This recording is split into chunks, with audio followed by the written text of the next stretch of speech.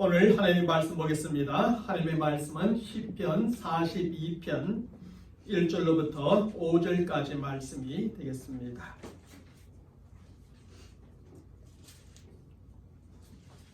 구약성경 832쪽쯤에 있는 시편 42편 1절로부터 5절까지 말씀을 제가 봉독하겠습니다. 하나님이여, 사슴이 시냇물을 찾기에 갈급함같이 내 영혼이 주를 찾기에 갈급하니이다.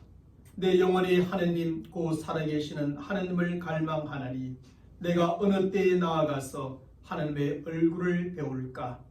사람들이 종일 내게 하는 말이 내 하나님이 어디 있는지 하오니 내 눈물이 주야로 내 음식이 되었도다. 내가 전에 성의를 지키는 무리와 동행하여 기쁨과 감사의 소리를 내며 그들을 하나님의 집으로 인도하였더니 이제 이 일을 기억하고 내 마음이 상하는도다. 내 영혼아, 내가 어찌하여 낙심하며 어찌하여 내 속에서 불안해하는가? 너는 하나님께 소망을 두라. 그가 나타나 도우심으로 말미암아 내가 여전히 찬송하리로다. 아멘. 오늘은 본문의 말씀을 가지고 내 영혼이 주를 찾기에 갈급한니이다 라는 제목으로 말씀을 전하고자 합니다. 오늘날 우리는 사람들이 가장 무서워하는 것들 중에 하나인 질병, 곧 전염병을 겪고 있습니다. 코로나19라고 명명되어진 전염병은 2월 중순부터 조금씩 확산되기 시작하더니 급속히 확산되어져 가고 있습니다. 지난 주일 아침에 3,526명이 된 확진자가 한 주 동안에 크게 늘어 7,041명이 되었습니다.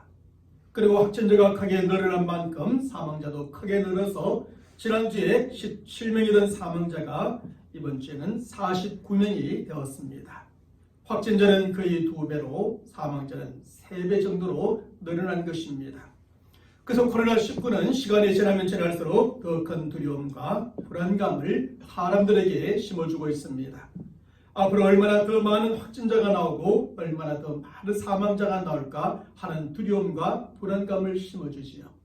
혹시 내 곁에 내가 스치는 사람은 확진자가 아닐까 염려가 되어지고 혹시 나에게도 이것이 감염되지 않을까 걱정하며 두려움과 불안 속에 하루하루를 살아가고 있습니다. 그리고 코로나19 전염병이 이렇게 두려움과 불안감을 주는 만큼 이 나라 모든 부분과 사람들의 삶에 엄청난 영향을 미치고 있습니다. 이 정부는 코로나19 전염병의 확산을 막는 데 집중함으로 다른 국정 과제는 모두 사라진 듯 보입니다. 그도 그럴 것이 전염병의 확산을 막지 못하면 다른 국정 과제를 아무리 잘 감당해도 결국 모든 것이 실패로 돌아가고 말 것이기 때문입니다. 국민의 생명보다 더 중요한 것은 없기 때문이죠.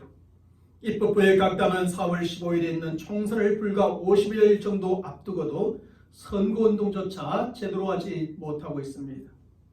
이 부자들이 국민들과 일일이 접촉하고 수많은 대중을 모아넣고 선거 유세를 하는 것은 전염병 확산에 치명적인 영향을 주기 때문이죠. 경제는 수출과 수입이 줄어들고 내수는 꽁꽁 얼어붙고 경제 지표는 계속 최저치를 경신하고 있습니다. 나라들마다 자국으로 전염병이 유입되지 않을까 염려되어 수출입을 꺼리고 사람들마다 전염병에 감염되지 않을까 움직이지 않는 이유 때문입니다. 게다가 코로나19 전염병이 다양한 모임과 만남을 통해 계속 확산되어 가니 정부는 질병통제본부는 이것을 또한 통제하고 있습니다. 사실 전염병이 최단 시간에 가장 확실하게 막는 방법은 모든 사람들의 이동을 일시에 차단하는 것일 겁니다. 이렇게 이동을 차단하여 전염병이 더 이상 확산되지 않게 하고 이미 감염된 사람들을 하나둘 차단하여 치료하는 것이 가장 빠른 방법이겠지요. 하지만 현대사회에서 이렇게 했을 때 엄청난 혼란이 찾아올 수 있고 또 다른 더 큰 피해가 예상되어지기 때문에 이렇게 하는 것이 쉽지가 않습니다. 정말 극단적인 상황에 처하지 아니하면 정부가 이렇게 모든 것을 일시에 통제할 수는 없는 것입니다. 그래서 정부는 국가의 전염병 예방 지침에 따라 가급적이면 모든 모임과 만남을 삼가하는 근고 형식의 통제를 하고 있는 것이죠. 그래서 요즘 사람들이 모임에 참여하지 않고 만남도 거의 갖지 않습니다. 이것은 전염병 자체의 감염에 대한 두려움과 불안감 때문이기도 하지만 정부의 이러한 권고에 따른 것이기도 합니다. 우리 자녀들은 유치원, 초등학교, 중고등학교, 대학교, 교육부의 지침에 따라 계약이 계속 연기되어 학교를 가지 못하고 있습니다. 그래서 자녀들은 학교에 가고 싶어도 가지 못하고 친구들을 만나고 싶어도 만나지 못하고 공부를 하고 싶어도 학교에 가서 할 수가 없습니다. 직장인들은 회사에 아니라 집에서 재택근무를 해야 하고 할 수 없는 사람들은 어쩔 수 없이 출근해야 합니다. 장사하는 분들은 손님 만나기 어렵고 사업하시는 분들은 바이어를 만나거나 거래처를 방문하지 못합니다. 젊은 친구들은 이리저리 만나 커피숍에 갈 수 없고 주부들은 장보러 갈 수 없으며 노인들은 쉬러 노인센터에 갈 수도 없습니다. 심지어 이제는 각 종교 기관에게도 모이지 않기를 강력하게 권고하고 있습니다. 그도 그럴 것이 수밖에 없는 것이 코로나19가 신천지이단 교회를 중심으로 확산되어지기 시작했고 여러 교회와 기관을 통해 계속 확산되어져 가고 있기 때문입니다. 그래서 천주교는 코로나19의 확산 방지를 위해서 지난 236년 동안 멈추지 않았던 모든 미사를 중단했습니다. 또한 불교도 모든 법회를 중단했고 사찰에 출입하는 것을 전면적으로 통제하고 있습니다. 하지만 다른 종교들과는 달리 우리 기독교에서는 주일 예배를 중단하는 것에 대하여 대단히 신중한 태도를 취하고 있죠. 여전히 반 이상이 주일 예배를 드리고 있습니다. 전염병의 확산을 방지해야 되고 정부의 정책에 따라야 한다는 것은 공감하면서도 주일 예배 중단하는 결단을 쉽게 내리지 못하고 있습니다. 사실 우리 기독교에 있어서 이 주일 예배는 이만큼이나 중요하고 아주 절대적인 것이기 때문이지요. 주일 예배는 마치 생명과 같은 것으로서 그 어떤 상황에서나 그 어디에서든지 꼭 지켰던 것입니다. 기독교는 전쟁의 상황에서도 주일 예배를 꼭 지켰고 기근의 상황에서도 꼭 지켰으며 환난과 핍박 중에서도 목숨 걸고 예배를 지켰습니다. 그래서 지난 주일까지의 상황에서는 대구와 경북 지방의 교회들을 제외하고는 많은 교회들이 모여 예배를 드렸지요. 물론 대형 교회들을 중심으로 모이지 않고 방송이나 인터넷으로 예배를 드리기도 하였지만 여전히 함께 모여 예배를 드린 교회들이 많았습니다.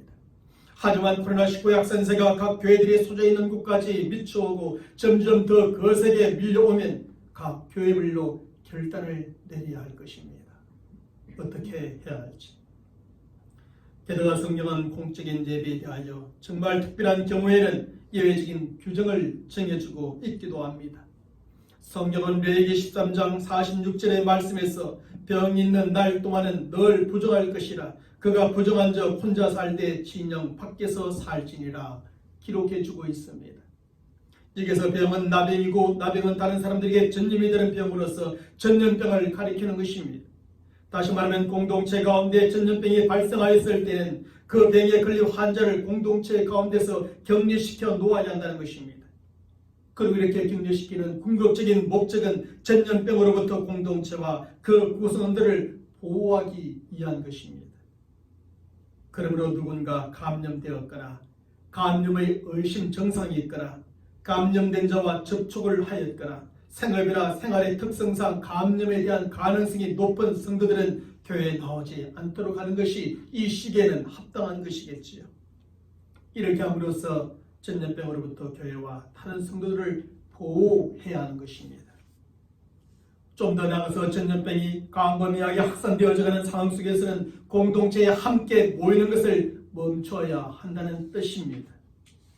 왜냐하면 전염병이 광범위하게 확산되어지는 상황 속에서는 그것이 언제 어디에서 누구에게 어떻게 감염되어질지 알 수 없기 때문이지요. 그러므로 전염병이 발생하고 그것이 확산되어져가는 과정 중에는 상황에 따라 공적인 예배와 각종 모임을 멈출 수 있다는 것이 성경의 가르침입니다. 오직 전염병의 확산을 방지하기 위한 목적으로 공적인 예배까지 멈출 수 있는 것입니다. 신앙의 자유를 훼손하지 않는 범위 내에서 정부의 정책에 따라 모든 모임까지 멈출 수 있는 것입니다. 그래서 우리 교회도 코로나19의 확산세가 점점 거세지는 상황 속에서 지난주부터 먼저 주정의 모든 모임을 멈추었습니다. 그리고 오늘은 주일 예배도 잠시 멈추고 유튜브로 전하는 주일 설교와 함께 각자가 있는 곳에서 예배를 드리도록 당에서 결정하게 된 것이지요. 사실 지난 한 주간 동안 주정의 모든 모임을 멈추었을 때 제 마음은 결코 자유롭거나 편안하거나 즐겁지는 않았습니다. 코로나19 확산에는 어쩔 수 없는 상황에서 잠시 멈춘 모임이었지만 오히려 그 모임에 대한 갈망함과 아픔이 찾아왔습니다. 매일매일 새벽을 깨우며 함께 기도하던 새벽 기도회와 수요 오전 예배를 멈췄을 때 제 마음속에는 그것에 대한 갈망함과 아픔이 느껴져 왔지요. 특별히 지난 수요일 아침 인기적도 없는 교회와 아무도 앉아있지 않는 본당에 들었을 때 그 갈망함과 아픔은 더했습니다. 그때 고라 자손이 기록한 시편 42편의 말씀이 떠올랐고 그 말씀을 읽는 후 잠시 묵상하게 되었던 겁니다. 그리고 아들 압살롬의 반역으로 도망치는 다윗이 그 성전과 하나님의 예배에 대하여 느꼈을 마음의 갈증과 갈망함과 아픔을 느끼며 공감할 수 있었던 겁니다. 그래서 저는 지난 수요일 아침에 묵상했던 그 말씀을 그날 우리의 성도들에게 문자로 함께 나누며 공감을 나누었지요. 그리고 지금 코로나19로 말미암아 두려움과 불안, 낙심 가운데 빠져있는 모든 성도들, 함께 예배드리지 못하는 성도들에게 다시 한번 주일 메시지로 전하고자 하는 것입니다. 사실 오늘 본문 시편 42편의 말씀은 다윗이 그의 아들 압살롬의 반역으로 도망치던 때의 일을 고라 자손이 기록한 말씀입니다. 그때 다윗이 압살롬에게 잡혀 죽임을 당하지 않게 해서는 오직 자신의 식솔들과 측근들을 제외하고 모든 것을 버리고 도망치야만 했습니다. 그리고 그는 압살롬이 추격을 범해서 벗어나기 위해 계속 도망쳐야 했고 어디에서 누구를 만나든지 두려움과 불안에서 벗어날 수 없었습니다. 그 사람들을 만날 때마다 내가 어느 편에 서 있는 사람인지 꼭 확인을 하고 그 다음에야 그 사람을 편안히 대할 수가 있었던 것이죠. 그랬던 만큼 다윗은 점점 더 피곤에 지쳐 있었고 점점 더 깊은 낙심 가운데 빠져들고 말았습니다. 그런 도중에 다윗이 찾았던 것이 있는데 그것이 무엇이었을까요? 그것은 왕궁에서의 편안하고 안락한 생활이라 따뜻한 의복이나 맛있는 음식이 아니었습니다. 그렇다고 아름다운 왕비와 지혜로운 신하들과 많은 궁녀들과 왕궁을 거닐며 즐거워 놀던 그 시절의 때도 아니었습니다. 그때 다시 찾았던 것은 바로 하나님이었습니다. 두려움과 불안, 지침과 피곤함 그리고 낙심 가운데 빠져있던 그가 찾았던 분은 바로 하나님이었던 겁니다. 그때 다윗이 하나님을 얼마나 간절하게 찾았는지 성경은 오늘 본문 1절의 말씀에서 이렇게 표현해주고 있습니다. 사슴이 시냇물을 찾기에 갈급함같이 내 영혼이 주를 찾기에 갈급하나이다 라고 말합니다. 그 당시 다윗은 이만큼이나 갈급한 심령으로 하나님을 간절하게 찾고 또 찾았다는 것입니다. 그리고 바로 이어지는 말씀에서 다윗은 지난 일을 기억하며 그의 두 가지의 마음을 표현해주고 있습니다. 그 두 가지의 마음은 먼저 그의 갈망하는 마음이고 다른 하나는 그의 아파하는 마음입니다. 먼저 오늘 보면 2절의 말씀에서 우리는 다윗의 갈망하는 마음을 발견할 수 있습니다. 그 마음은 내 영혼이 하나님 곧 살아계시는 하나님을 갈망하느니 내가 어느 때에 나아가서 하나님의 얼굴을 배울까 하는 말씀입니다. 지난날 다윗은 정기적으로 아니 언제든지 마음만 먹으면 성전에 나아갔고 그곳에서 하나님의 얼굴을 뵈며 하나님을 섬겼습니다. 하지만 아들의 반역으로 도망자가 되어 쫓겨다니게 된 다윗은 이제 더 이상 그렇게 할 수가 없게 되었습니다. 그래서 그는 지난날 언제든지 성전에 나갔고 그곳에서 하나님의 얼굴을 뵈며 성경을 섬겼을 때를 기억하며 이제 어느 때에 나아가서 하나님의 얼굴을 배울까 하며 스스로에게 묻고 있는 것입니다. 그리고 그날이 속히 돌아와 그때처럼 성전에 나아가 하나님의 얼굴을 뵙고 섬기게 되기를 간절히 갈망하고 있음을 이렇게 표현해주고 있는 것입니다. 사슴이 시냇물을 찾기에 갈급함과 같이 내 영혼이 주를 찾기에 갈급하나이다. 내 영혼이 하나님과 살아계시는 하나님을 갈망하느니 내가 어느 때에 나아가서 하나님의 얼굴을 배울까? 그날을 그렇게 갈망하며 기다리는 것입니다. 다음으로 오늘 본문 4절의 말씀에서 우리는 다윗의 아파하는 마음을 발견할 수 있습니다. 그것은 내가 전에 성의를 지키는 무리와 동행하여 기쁨과 감사의 소리를 내며 그들을 하나님의 전 집으로 인도하였더니 이제 이 일을 기억하고 내 마음이 상하는도다 라는 말씀입니다. 여기서 다윗은 다른 사람들과 함께 안식일을 지키고 기쁨과 감사의 찬송을 부를 때를 기억하고 있습니다. 하지만 지금 도망자가 되어 쫓겨다니게 된 그는 단지 그것을 기억할 뿐 더 이상 그렇게 할 수가 없게 되었습니다. 그래서 다윗은 지난달 안식일을 함께 지키던 사람들을 기억하고 저들과 함께 기쁨과 감사의 찬송을 불렀던 것을 기억하며 마음이 상하여져 있습니다. 지금 저들과 함께 그렇게 할 수 없음을 인하여 참으로 마음 아파하고 있는 것입니다. 그래서 다윗은 이제 이 일을 기억하고 내 마음이 상하는도다 라고 표현해주고 있습니다. 사랑하는 성도 여러분, 사실 다윗은 지난날 자유롭고 편안하게 성전에 나아가 하나님을 배웠고 섬길 때 그것이 얼마나 은혜로운 일이었는지를 몰랐을 것입니다. 다른 사람들과 함께 안식일을 지키고 저들과 함께 기쁨과 감사의 찬송을 불렀을 때에는 그것이 얼마나 감사한 일이었는지 몰랐을 것입니다. 하지만 도망자가 되고 나서야 자유롭게 편안하게 성전에 나가 하나님을 뵙고 섬길 수 없게 되었을 때야 그것이 얼마나 은혜로운 일이었는지를 드디어 깨닫게 된 겁니다. 다른 사람과 함께 안식일을 지키고 저들과 함께 기쁨과 감사의 찬송을 부를 수 없게 되었을 때야 그것이 얼마나 감사한 일이었는지를 드디어 알게 된 겁니다. 그랬던 만큼 다윗은 성전에 나아가 하나님의 얼굴을 뵙고 섬기게 되기를 그렇게 간절하게 갈망하였습니다. 다른 성도들과 함께 안식일을 지키지 못하고 저들과 함께 기쁨과 감사의 찬송을 부르지 못함을 그렇게 마음 아파하였던 것입니다.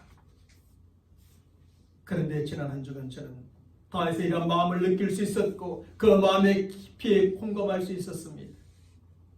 코로나19 전염병의 확산하는 상황에서 주정의 모든 모임을 멈추게 되었을 때 저에게도 그런 갈망과 아픔이 찾아왔습니다. 어쩔 수 없는 상황에서 매일 새벽을 깨우며 함께 기도했던 새벽 기도회와 수요 오전 예배를 멈췄을 때 저에게도 이런 갈망함과 아픔이 느껴져 왔습니다. 그리고 지난 수요일 인기척도 없는 교회와 아무도 앉아있지 않는 본당에 들었을 때 그 갈망함과 아픔은 되었죠. 특별히 오늘 주일 예배까지 멈추면서 주일 예배 설교를 놓고 하는 지금 이 시간도 그 갈망과 아픔은 더한 것 같습니다. 그래도 몇몇 분들이 이 자리에 계셔서 좀 덜하지만 기존과 달리 본당에는 많은 사람들이 앉아있지 아니하고 또 아무 반응도 없는 우리 성도들을 대상으로 생각하며 주일 승리를 한다는 것이 참 공허하기도 하고 허전하기도 하고 안타깝기도 한 것이죠. 사실 저와 여러분들도 평상시에 자유롭고 편하게 교회에 나와서 하나님을 뵙고 섬길 때 그것이 얼마나 은혜로운 일이었는지 몰랐을 것입니다. 다른 성도들과 함께 주일을 지키고 저들과 함께 기쁨과 감사의 찬송을 부르며 함께 교제했을 때 그것이 얼마나 감사한 일이었는지 우리도 몰랐을 것입니다. 하지만 지금 기억해보면 그것이 얼마나 은혜로운 일이었는지 깨닫게 된 것이 그것이 얼마나 감사한 일이었는지 알게 됩니다. 그 누구의 핍박이나 방해도 없이 자유롭고 편안하게 교회에 나와서 하나님을 예배하고 섬길 수 있다는 것이 하나님의 은혜였음을 깨닫게 됩니다. 질병이나 전염병이 없이 건강하게 다른 손들과 함께 주일을 지키고 예배를 드릴 수 있던 것이 하나님께 얼마나 감사한 일이었음을 깨닫게 되는 것입니다. 그래서 우리는 성전에 나가고 싶어도 나아갈 수 없었던 다윗, 하나님을 뵙고 싶어도 배울 수 없었던 다윗, 하나님을 섬기고 싶어도 섬길 수 없었던 다윗의 갈망하는 마음을 느낄 수가 있습니다. 다른 사람들과 함께 주일을 지키고 싶어도 지킬 수 없는 다윗, 하나님께 예배를 드리고 싶어도 드릴 수 없는 다윗의 마음에 우리 모두가 공감할 수 있게 되는 것이죠. 그때 다윗의 마음이 어땠을까? 사랑하는 성도 여러분, 성경에 따르면 전염병이 발생하여 감염될 가능성이 높은 경우에 공적인 예배를 멈출 수 있습니다. 그리고 다윗도 도망자가 된 아주 특별한 상황 가운데서 성전에 나와 하나님의 얼굴을 뵙고 기쁨과 감사함으로 숨기는 공적인 예배를 드릴 수 없었습니다. 이런 점에서 지금 우리도 코로나19 전염병으로 말미암아 주의 공적인 예배를 멈출 수 있습니다. 모든 성도들이 교회에 나와 하나님의 얼굴을 뵙고 기쁨과 감사함으로 숨기는 예배를 멈출 수 있습니다. 그럼에도 불구하고 전염병의 확산하는 특별한 상황이 우리가 반드시 드려야 될 공적인 예배를 가볍게 여기는 동기와 이유가 되어서는 안 될 것입니다. 어쩔 수 없는 상황에서 공적인 예배를 멈춘 것이 우리가 꼭 드려야 될 공적인 예배를 소홀히 하는, 가볍게 여기게 만드는 핑계거리가 되어서는 결코 안 될 것입니다. 많은 사람들이 지금과 같은 상황 속에서 주일 예배를 드리지 않았을 때 이 주일 예배의 공적 예배의 그 가벼움과 소홀함이 생기지 않을까 염려를 하고 있습니다. 또 사람에는 한 번, 두 번 빠져보면 그것도 빠지는 것이 습관화되어지기 쉽고 빠져도 괜찮구나 하는 생각을 갖게 되면 공적인 예배가 와해되기가 쉬워지는 겁니다. 그러면 생명과 같이 여겼던 이 예배가 우리에게는 더 이상 생명처럼 여겨지지 않게 되고 조그만 상황이 바뀌면 예배드리죠 않아야 되는 그런 흐름으로 흘러가게 되면 결국 교회의 소중한 것을, 생명과 같은 것을 잃어버리게 되고 마는 겁니다. 그리고 우리는 전염병 때문에 공적인 예배가 없다 하여 예배를 드리지 않아도 되는 것처럼 그냥 즐기며 지내서는 안 되겠지요. 어쩔 수 없는 상황 속에서 우리의 모든 성도들이 함께 모여 예배를 드릴 수 없지만 각자가 있는 곳에서 예배를 드려야 하는 것입니다. 뿐만 아니라 이런 상황 속에서 우리는 다윗이 가졌던 그 갈망하는 마음과 아파하는 마음을 또한 가져야 합니다. 언제쯤엔 교회에 나가서 하나님의 얼굴을 뵙고 예배를 드릴 수 있을까? 얼마나 지나면 다른 성도들과 함께 기쁨과 감사의 찬송을 부를 수 있을까 하는 그 갈망하는 마음이 우리 안에는 있어야 합니다. 교회에 나가지 못함을 아파하고 하나님의 얼굴을 배울 수 없음을 아파하고 다른 들과 함께 기쁨과 감사의 찬송을 부르지 못함을 아파하는 마음을 가져야 하는 겁니다.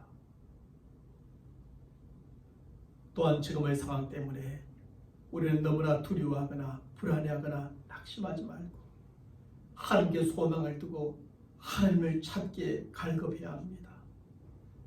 목마른 사슴이 살기 위해서 시냇물을 찾기에 갈급함과 같이 우리도 살기 위해서 하나님을 찾기에 갈급해야 합니다. 그리고 공적인 예배가 없으므로 교회와 하나님과 예배와 다른 성도들에 대한 갈급한 마음과 아파하는 마음이 있기에 하나님께 간절하게 기도해야 합니다. 코로나19 전염병이 속히 사라져 우리가 안심하고 편안하게 교회에 나와서 하나님께 예배를 드리고 성도들과 함께 교제할 수 있도록 기도해야 합니다. 우리 모든 성도들이 속히 교회에 나올 수 있도록 하나님을 배울 수 있도록 하나님께 예배를 드릴 수 있도록 다른 성도들과 함께 기쁨과 감사의 찬송을 부를 수 있도록 간절하게 기도해야 합니다. 우리가 지금 있는 곳에서 하나님을 예배하고 이렇게 간절하게 기도할 때 하나님께서는 이 모든 위기의 상황 가운데 역사하실 것입니다. 하나님의 도우심으로 코로나19 전염병은 속히 사라지고 우리가 소망하며 기도하는 그런 날도 속히 다가올 줄로 믿습니다. 사랑하는 여러분, 우리가 다 함께 모여 예배하진 못하지만 이 시간 우리가 있는 그곳에서 하나님을 예배할 때 하나님 우리가 있는 그곳에 찾아오시며 우리 예배를 받으시고 지금의 모든 위기의 상황 가운데 역사하심으로 우리를 도우시고 이 나라 민족을 도우셔서 속히 이 전염병을 사라지게 하시며 우리가 간절히 기도하고 소망하는 모든 것들이 속히 이루어지기를 주님의 이름으로 간절히 축원합니다.